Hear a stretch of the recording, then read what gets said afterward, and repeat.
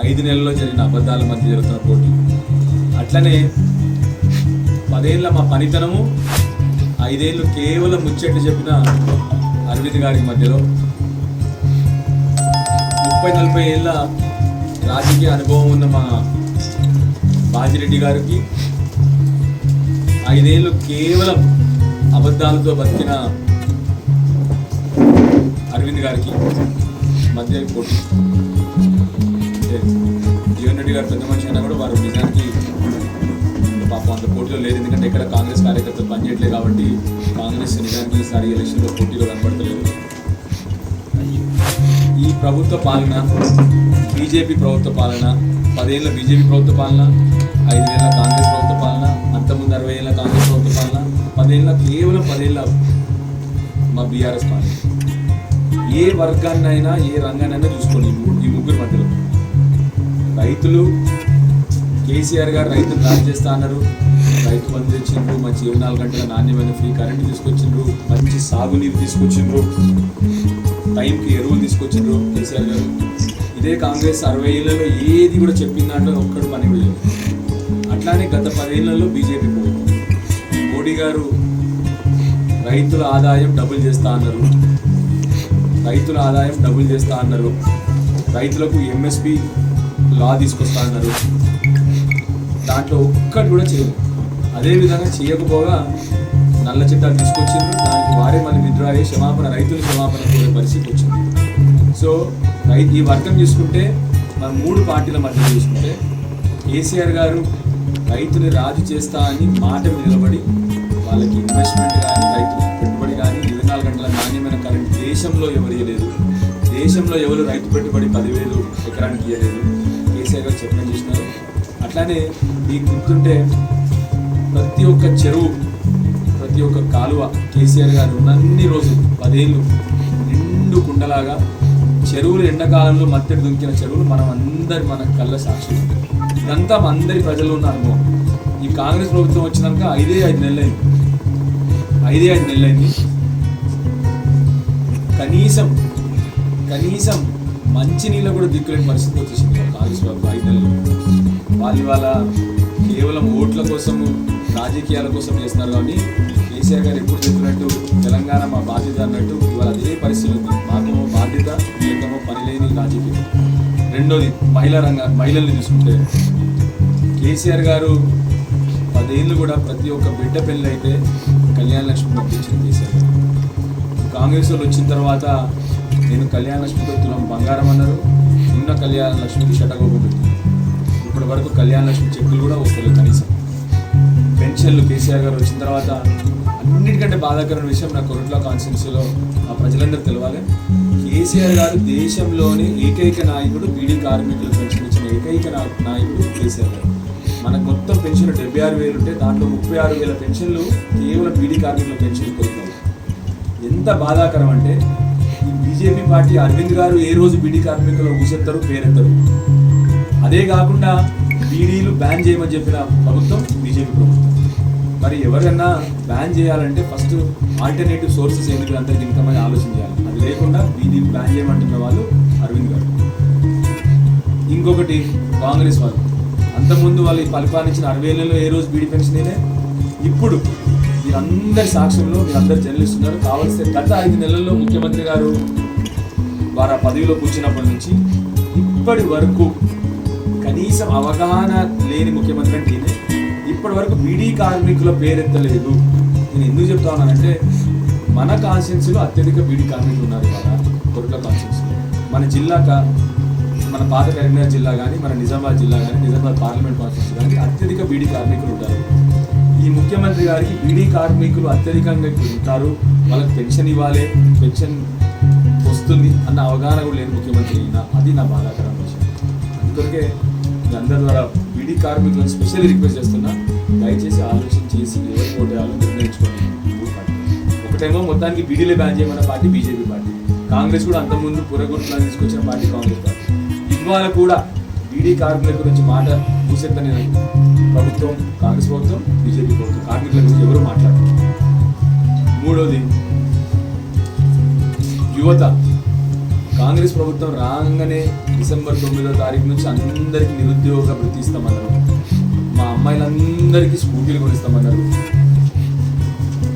అందరి విద్యార్థులకు 5 లక్షల క్రెడిట్ కార్డు ఇస్తామన్నారు. 5 లక్షల క్రెడిట్ కార్డు పట్టుకొని వాళ్ళు ఎక్కడికన్నా పోయి చదువుకోవచ్చు అని చెప్పారు. కనీసం ఎంత బాధాకరం అంటే వాళ్ళు మాట ఇచ్చిన గ్యారెంటీలో, వాళ్ళు ఇచ్చిన బాండ్ పేపర్లో పెట్టిన వాగ్దానం కూడా అసెంబ్లీలో బట్టి విక్రమార్క గారు నేను చెప్పలేదు అని చెప్పేసి ఫైనాన్స్ మినిస్టర్ గారు ఆల్రెడీ పక్కన పడేసిండు ఆల్రెడీ. అందుకే చెప్తున్నా, 10 ఏళ్ళ కేసీఆర్ గారి నిజాయితీగా అనుభవం ఉన్న ప్రభుత్వముకి ఈ 5 నెలల అబద్ధాల ప్రభుత్వానికి తేడా ఇదే చెప్తాం. కనీసం ఇప్పటి వరకు విద్యార్థుల గురించి ఎవ్వరూ మాట్లాడలేదు. ఉద్యోగాలు కూడా కేసీఆర్ గారు ఇచ్చిన ఉద్యోగాలే కాంగ్రెస్ ప్రభుత్వం ఇచ్చి, మొన్న ఆయన డైరెక్ట్ అందరూ అడిగినారు ఎన్ని నోటిఫికేషన్ ఇచ్చినారంటే 30,000 ఉద్యోగాలు ఇచ్చినారు. ఎన్ని నోటిఫికేషన్ ఇచ్చినావంటే చెప్పు నీకు కాట్లే అని. క్యాలెండర్ అన్నాడు, ఉద్యోగ క్యాలెండర్ అన్నాడు, క్యాలెండర్ గోవిందా అయింది. ఇప్పుడు చూస్తే ఏ ఒక్కటి కూడా ఇప్పటివరకు నోటిఫికేషన్ ఇవ్వలేదు, ఇప్పటివరకు క్యాలెండర్ ఇవ్వలేదు. ఆ 30,000 ఉద్యోగాలు కూడా కేవలం సర్టిఫికేట్ ఇచ్చి నేను ఇచ్చినా అని చెప్పిన నాయకుడు రేవంత్ రెడ్డి గారు. అందుకే ప్రజలందరూ కాదు. పెన్షన్లు అప్పుడు కేసీఆర్ గారు 2,000 ఇస్తే పెద్దవా పెన్షన్ తీసుకోకండి అన్నాడు. నేను ఇచ్చి 4,000 ఇస్తా అని చెప్పినారు. ఉన్న పెన్షన్లు ఎగ్గొట్టినాడు ఒక నెల పెన్షన్. ఇప్పటికి ఉన్న పెన్షన్లు కూడా ఎగ్గొట్టిన నాయకుడు రేవంత్ రెడ్డి గారు. అదే చెప్తాను. అందుకొరికే మా బీడీ కార్మికుల పెన్షన్లు ఏం చేస్తాడో అని భయపడుతుంది. కొరుట్ల కాన్స్టిట్యూన్సీలో అత్యధికంగా ఉన్న కార్మికులు బీడీ కార్మికులు ఆ పెన్షన్ ఏం చేస్తాడో అని చెప్పి భయపడుతుంది. సో ఇటు చెప్పుకుంటూ పోతే అన్ని రంగాలని అన్నిటికంటే బాధాకరమైన విషయం దీంట్లో ఇప్పుడు వాళ్ళిద్దరు బాధ్యులే. ఎవరు? బీజేపీ కానీ కాంగ్రెస్ కానీ. మొన్నగాక మొన్న కేన్స్ అనే పెద్ద కంపెనీ, సెమీ కండక్టర్ కంపెనీ, మీరు న్యూస్లో కూడా చూడొచ్చు. కేన్స్ అనే పెద్ద కంపెనీ ఇక్కడి నుంచి గుజరాత్ రాష్ట్రానికి పోయింది మొన్నగాక మొన్న. అప్పుడు కేసీఆర్ గారు ఉన్నప్పుడు, కేటీఆర్ గారు ఉన్నప్పుడు తీసుకొచ్చి ఇక్కడ మన ఫౌండేషన్ స్టోర్ చేసి అన్నీ చేస్తే ఆల్రెడీ ఆ సెమీ కండక్టర్ కంపెనీ ఇక్కడ నుంచి గుజరాత్ పోయింది. అరవింద్ ధరంపురి మరి గుజరాత్లో పెడితే ఆనందం ఆయనకి, మరి మా తెలంగాణలో పెడితే ఆనందమా? మా కొరుట్ల కాన్స్టిట్యున్సీ కానీ మా నిజామాబాద్ పార్లమెంట్లో కాన్స్టిట్యున్సీలో కానీ ఇప్పటి వరకు అరవింద్ గారు ఒక్క ఉద్యోగం ఇచ్చిన పాపాన లేడు. పోయినసారి 1000 కొద్ది ఉద్యోగాలు యువతకు, 1000 కొద్ది ఉద్యోగాలు యువతకు, లక్షల కొద్ది ఇల్లులు మా అమ్మలకు అని చెప్పినాడు.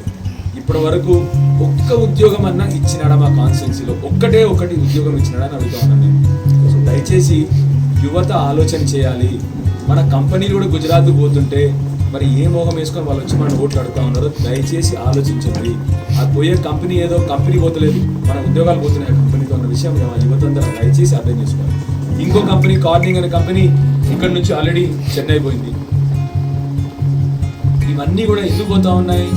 కరెంటు సరిగ్గా లేక, మళ్ళీ వాటర్ సరిగ్గా లేక, డ్రింకింగ్ వాటర్ సరిగ్గా లేకపోతే అన్ని ఫార్మా కంపెనీలు వాళ్ళ ప్రొడక్షన్ తగ్గించినాయి ఆల్రెడీ. ఎందుకంటే గత 10 ఏళ్లలో కేసీఆర్ గారు ఇచ్చిన వాటర్తో అన్ని ఫార్మా కంపెనీలు ఫుల్గా వాటర్తోని మంచిగా కంపెనీలు నడిచినాయి. ఏ కంపెనీకైనా వాటర్ కావాలి. ఇప్పుడు ఆల్రెడీ రేవంత్ రెడ్డి గారి ప్రభుత్వం వచ్చినాక వాళ్ళ ప్రొడక్షన్ అంతా పడిపోయింది. అది ఈ ప్రభుత్వం ఘనత ఏంటంటే కంపెనీలు పోతా ఉన్నాయి. అన్నిటికంటే బాధాకరం ఏంటంటే ఇక్కడ నుంచి గుజరాత్ తీసుకుపోయిన మన semiconductor company Arvind Dharmapuri garu దాని గురించి మాట్లాడారు. అని ఏమైనా మాట్లాడితే అసలు ఏమన్నా విషయం ఇప్పటి వరకు ఉద్యోగాల గురించి మాట్లాడు, చదువుల గురించి మాట్లాడు, ఆరోగ్యం గురించి మాట్లాడు. అక్కడికి ఆయనే ఒప్పుకున్నాడు, నాకు ఓట్లు లేకని కూడా చెప్తున్నాడు. ఆయన కేవలం రాముని ఓట్లు లేకని చెప్తున్నాడు. కాబట్టి దయచేసి మా యువత ఆలోచన చేయమని చెప్తాను. ఉద్యోగాలు కూడా పోయే పరిస్థితికి వచ్చింది వాళ్ళ తెలంగాణ రాష్ట్రం. 5 నెలల్లో ఆల్రెడీ ఒక 5 ఏళ్ళు వెనుకకు పోయింది తెలంగాణ రాష్ట్రం.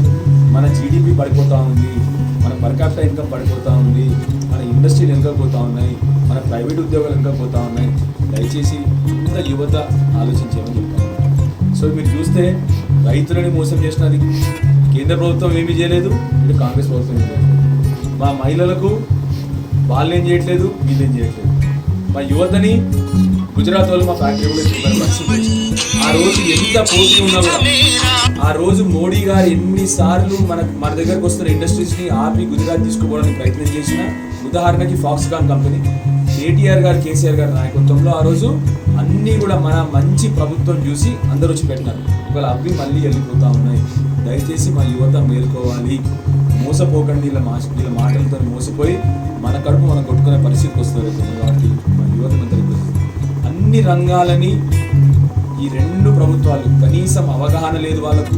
వాళ్ళు ఏమాత్రం మనకు ఏం చేయలేదు.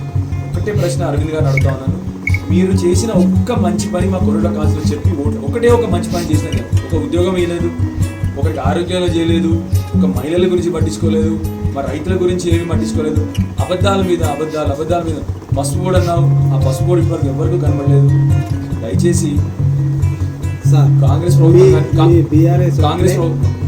కాంగ్రెస్ ప్రభుత్వం కానీ ఇటువైపు బీజేపీ ప్రభుత్వం కానీ ఏమి చేసినారో దయచేసి అడగండి అని చెప్పి మీకు కోరుతున్నాను.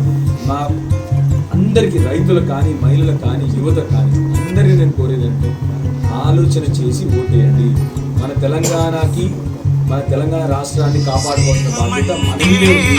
ఎందుకంటే ఏ రోజు బీజేపీ ప్రభుత్వం మన వచ్చి ఏమి చేయలేదు మన కోసం. అన్నిటికంటే బాధాకర విషయం నేను చెప్తున్నా, రైతులందరూ గుర్తుపెట్టుకోండి, నన్ను తర్వాత అడగండి.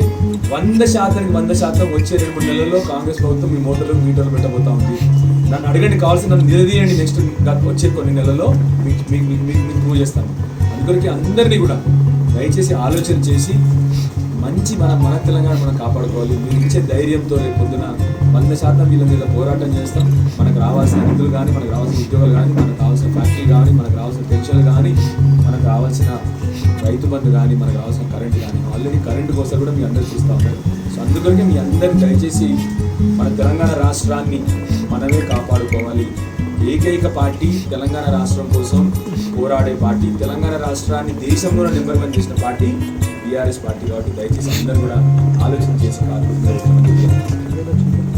అట్లానే అన్నిటికంటే బాధాకరమైన విషయం ఏంటంటే, నిన్న కాంగ్రెస్ అంది హైదరాబాద్ యూనియన్ టెరిటరీ చేస్తామని, అట్లానే బీజేపీ కూడా వాళ్ళ పాలసీలోనే హైదరాబాద్ యూనియన్ టెరిటరీ చేస్తాం.